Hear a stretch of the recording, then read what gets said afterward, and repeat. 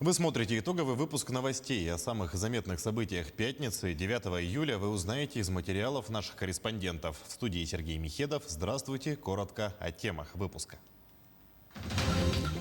К тушению лесных пожаров привлекли еще один самолет для вызова осадков. Расскажем, как специальное оборудование вызывает дожди. Тела утонувших молодых людей обнаружили водолазы в пригороде столицы. Инспекторы ГИМС вновь проводят беседы с отдыхающими. Детская оздоровительная база «Алмаз» в Ленске завершает первый сезон. Своими впечатлениями от отдыха ребята поделились с нами. Сегодня третий день соревнований на спартакиаде «Игры Манчары». Определились чемпионы по масс-рестлингу и борьбе хапсагай. Тем временем гавайский водный вид спорта продолжает набирать обороты в столице Якутии. Что такое сапсерфинг и что нужно для занятий им?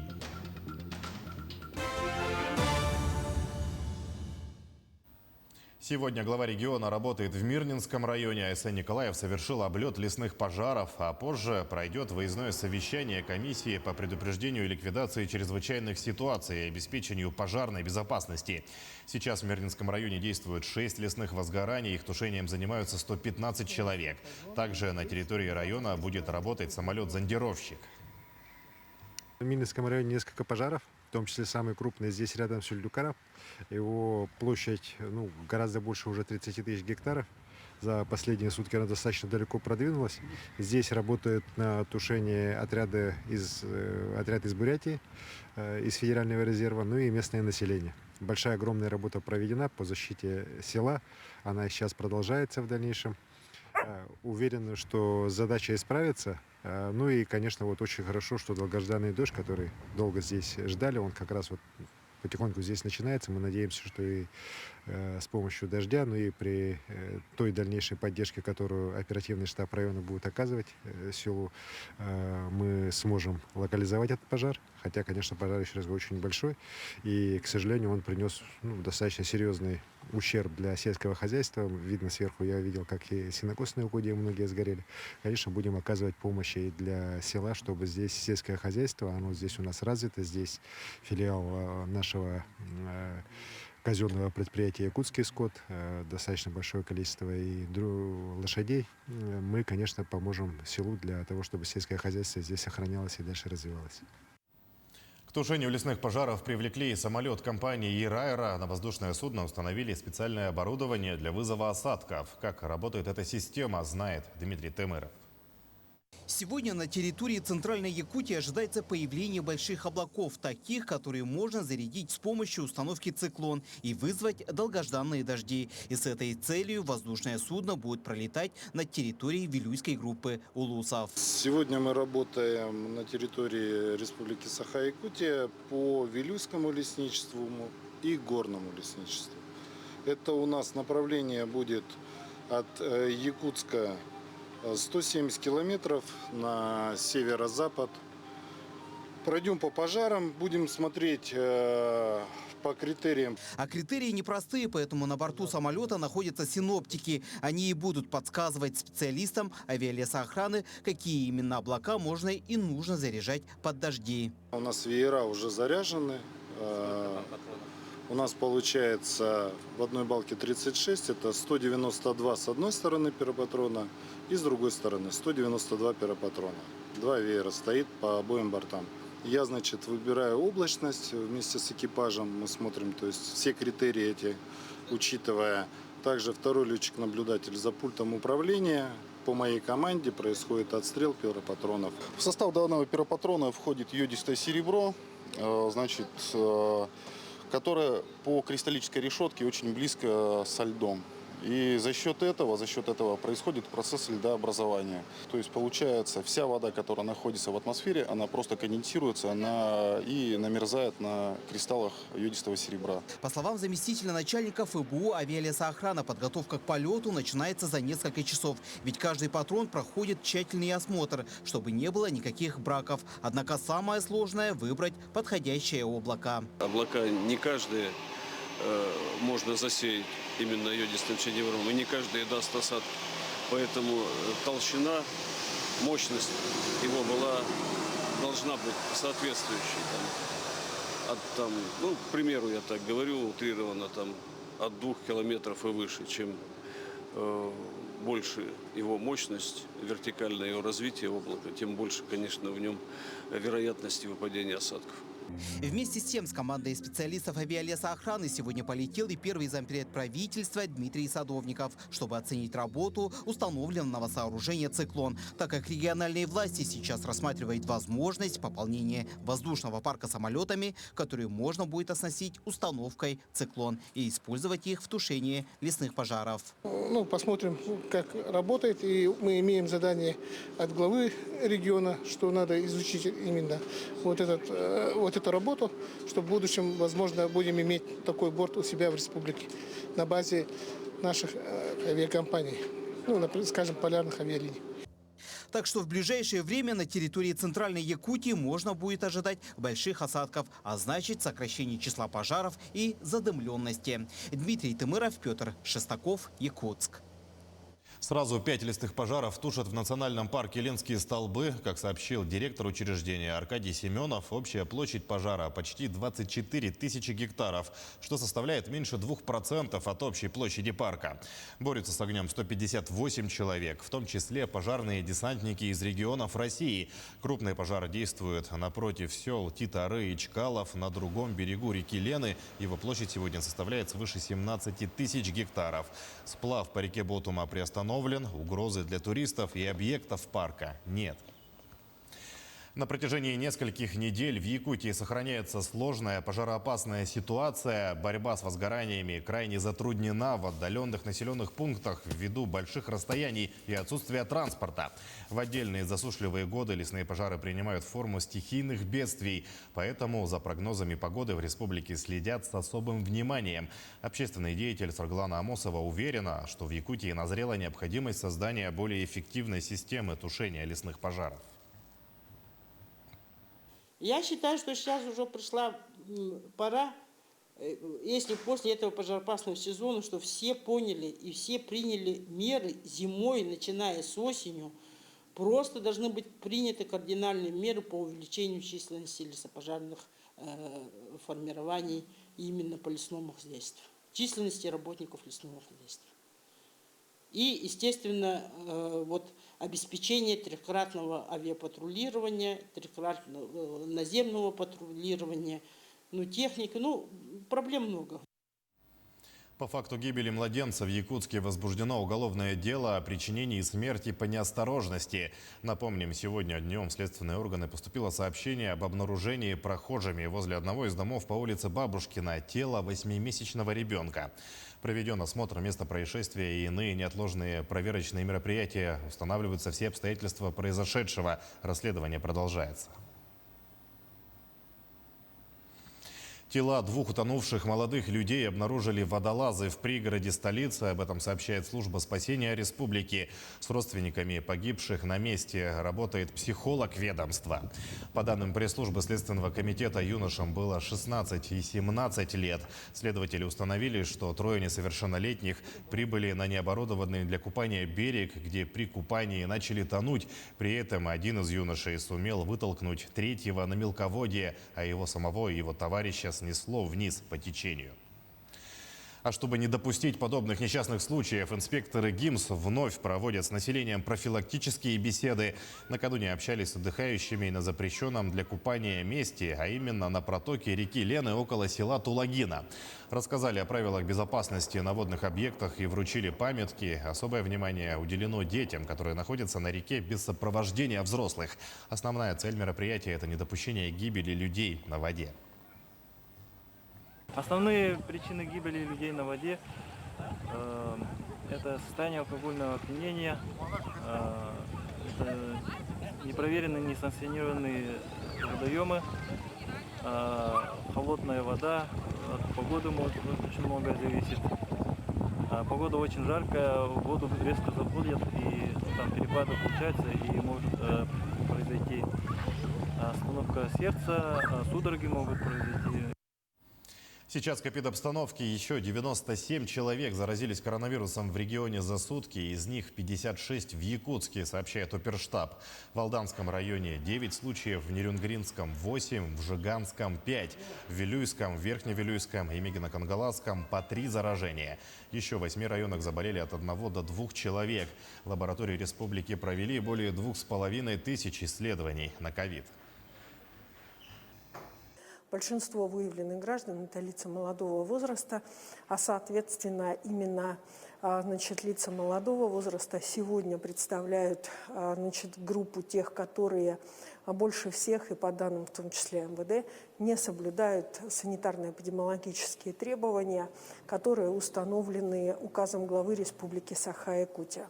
В связи с этим я хочу обратить внимание на то, что необходимо указ действующий, и соответствующие требования должны соблюдаться независимо от возраста. Сегодня важно соблюдать эти требования, и важно потом, чтобы молодые, не являясь источниками непринужденного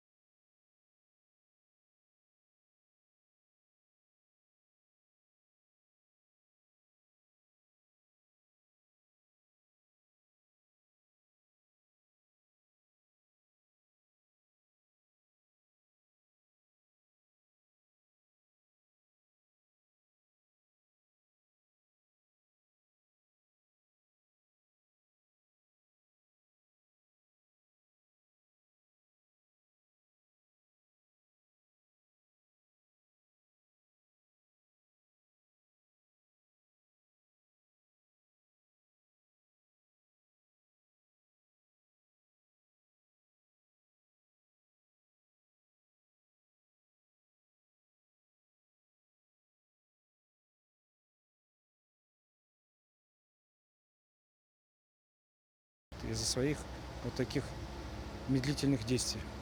Несмотря на факторы, заставляющие замедлить стройку, председатель правительства отметил, что есть объективные и субъективные причины отставания от графика. Но срок завершения первого этапа никто не отменял. Это конец 2021 года. На сегодняшний день в стройке задействованы 24 единицы техники. Часть предоставлена местными компаниями, но не является достаточной. Для ускорения работ по монтажу премьер республики поручил ускорить найм дополнительной бригады рабочих и доставку техники. Вместе с этим было поручение пополнить запас строительных материалов. То есть человек 100 на следующей неделе будет увеличение. Но оно поэтапное будет. Я думаю, что через 2-3 недели здесь у нас будет более 300 человек. Тогда уже мои опасения о сдаче они снимутся. Проекты реализуются в рамках государственной программы развития судостроения и морской техники для освоения шельфовых месторождений. Жатайская судоверфь должна стать ключевым инструментом для решения задачи по обновлению речного флота Ленского бассейна и арктической зоны республики. Ежегодно планируется строить до 10 речных судов. Помимо всего прочего, это даст республике суда нового поколения и возможность реставрировать имеющиеся. Между тем, с сдачей завода появятся и новые рабочие места. Валерия Наумова, Батый Горохов, Жатай. Геологи Алроса ищут месторождение золота. На полуострове Таймыр работают сотрудники Вилюйской геолого-разведочной экспедиции и общества Алмаза Анабара. Район работ входит в так называемый Таймыро-Северо-Земельский район. По словам специалистов, это новая и перспективная золотоносная провинция в центральном секторе Арктики России. Лицензия на право пользования недрами есть. Поисковые работы начались с этого года. В зимнее время геологи вели буровые работы. Работы были направлены на локализацию и изучение проявления рассыпного золота. В данный момент на объектах работает полевой отряд из 8 человек.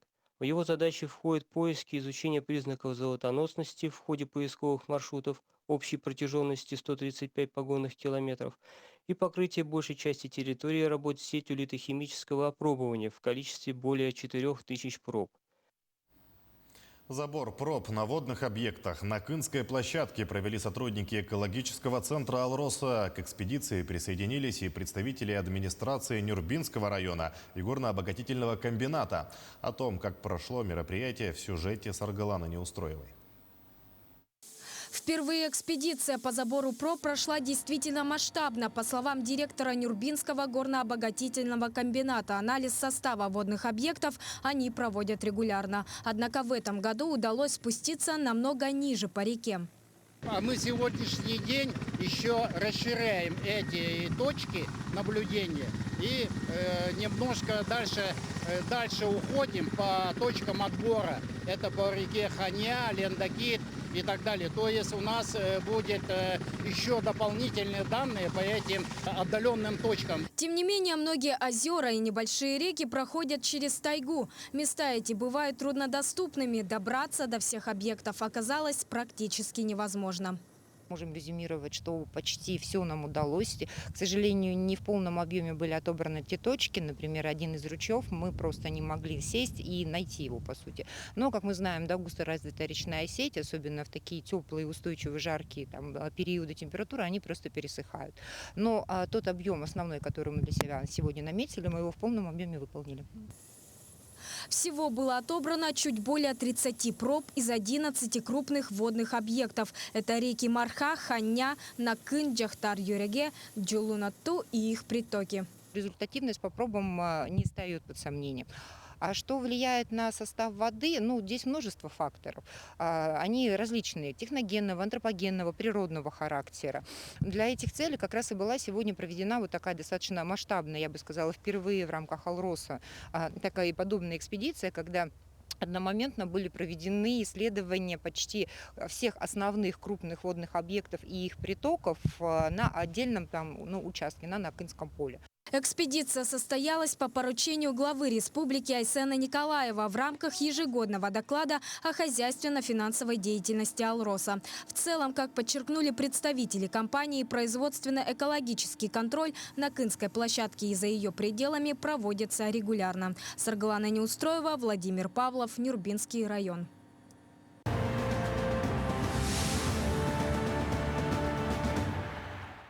Победителей в схватках по Хапсагаю выявили на играх Манчары в весовой категории до 70 килограммов. Лучшим стал спортсмен из Момского района Леонид Никулин.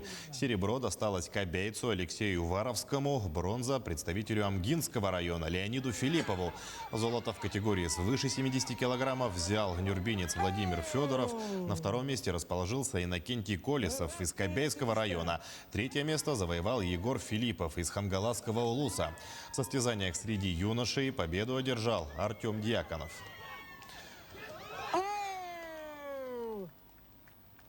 А представитель Тампонского улуса Сергей Фролкин стал абсолютным чемпионом по масс-рестлингу. Фролкин первенствовал в своей весовой категории свыше 125 килограммов. Также он заявился в абсолютное первенство, где в финальной схватке победил чемпиона игр Манчары 2017 года Эрчима Бапагая из Верхневилюйского улуса, выступавшего в весе до 125 килограммов. За победу Сергей Фролкин получил специальный приз – охотничье ружье. Идем далее. Детская оздоровительная база «Алмаз» в Ленске завершает первый сезон. 200 юных ленчан после 20-дневного отпуска завтра покинут лагерь. Для ребят это грустное событие. Здесь их дни были насыщенными и интересными. В лагере они нашли новых друзей и прикипели всей душой к вожатым. Своими впечатлениями от отдыха ребята поделились с нашей съемочной группой. Дмитрий Ярулин отдыхает в лагере первый раз. Оздоровительная база «Алмаз» мальчику пришлась по душе. Сегодня за день до выезда Дима немножко расстроен, что придется попрощаться с новыми друзьми. Отдых в лагере, признается мальчик, был очень интересным и насыщенным. Мне очень понравилось там в бассейн ходить, там на кислородные коктейли, там на кружки. Я на ИЗО хожу, мне очень нравится. Бассейн действительно одно из любимых занятий всех ребят. Время для них здесь проходит незаметно. 2 раза в неделю по часу каждый отряд приходит купаться. Под контролем опытных тренеров кто-то только учится плавать, а тот, кто умеет, плавает на перегонки или прыгает с возвышенности.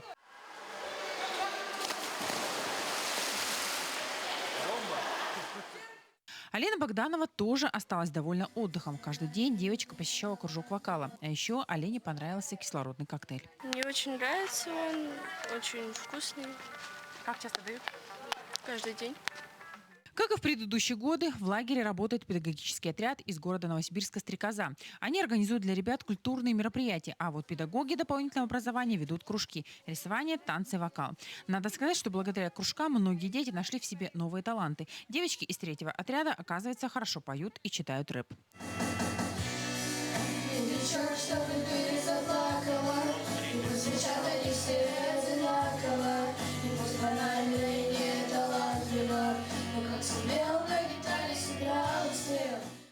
А вот танцы популярны в основном у представительниц прекрасного пола старших отрядов. Девочки очень пластичны, с точностью повторяют движения хореографа.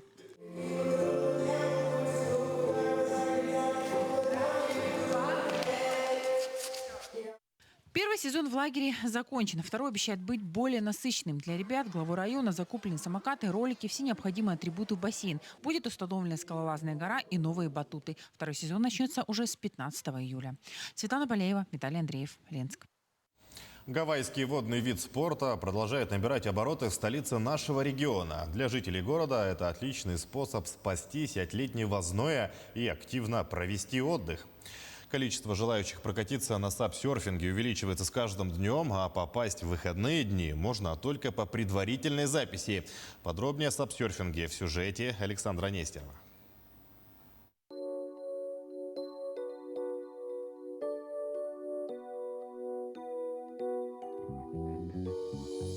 Что такое сапсерфинг? Именно этим вопросом задаются люди, которые впервые услышали про данный вид отдыха. По сравнению с обычным серфингом отличий много. Первое, самое главное, скрыто в приставке слова «сап», что означает «стоя с веслом».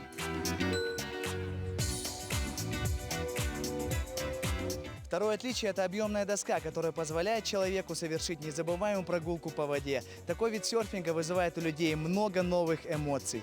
Очень понравилось. Сначала было страшно, потому что не знаешь, какая глубина. Может быть, рыбки есть большие. А так очень понравилось. Да, очень понравилось. Тут, особенно в жаркие дни, бывает хорошо освежиться. Очень понравилось. Сейчас прям идеальная погода. Не сильно жарит солнце. Комаров, мошек в эту погоду нет. Поэтому прям вообще погода идеальная. Сапсерфинг зародился в начале 2000-х. Именно тогда знаменитый серфер Рик Томас предложил альтернативу тренировкам во время отсутствия волн до серфинга. В его понимании это был способ поддерживать себя в хорошей физической форме. Уже сейчас тренд на сапсерфинг появился у нас в Якутии. Начинающих серферов становится все больше. Желание прокатиться появляется не только у взрослых, но и у детей. Я каталась уже 2-й раз. Сегодня мы с сыном приехали, а так на море пробовала. На море гораздо сложнее, там нужно сильные ноги держать, прям постоянно падаешь. А здесь вот легче, прям самое классное, если собираешься куда-то ехать и плавать, то здесь прямо можно заниматься. Я в прошлый раз была здесь с 5-летним сыном. Он сидел на переднем серфе, а я сзади стояла. И мы нормально сплавали хорошо. Начинающим я рекомендую начинать, не сидеть в эту погоду прекрасную. Попробовать просто выйти, постоять на сапсерфе, почувствовать свою координацию, вообще свое тело. Это очень полезно для здоровья.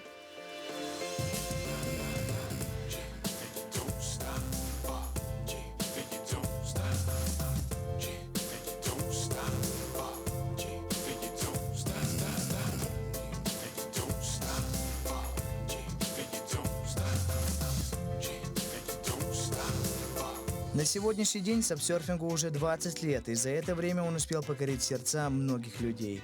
Появляются новые имена среди спортсменов, бренды, которые предлагают высококачественное снаряжение, места, которые до этого были непосещаемы, стали доступны. Отсюда следует один вывод – сапсерфингу в Якутии быть. Александр Нестеров, Иван Семенов, Петр Шестаков, Якутск.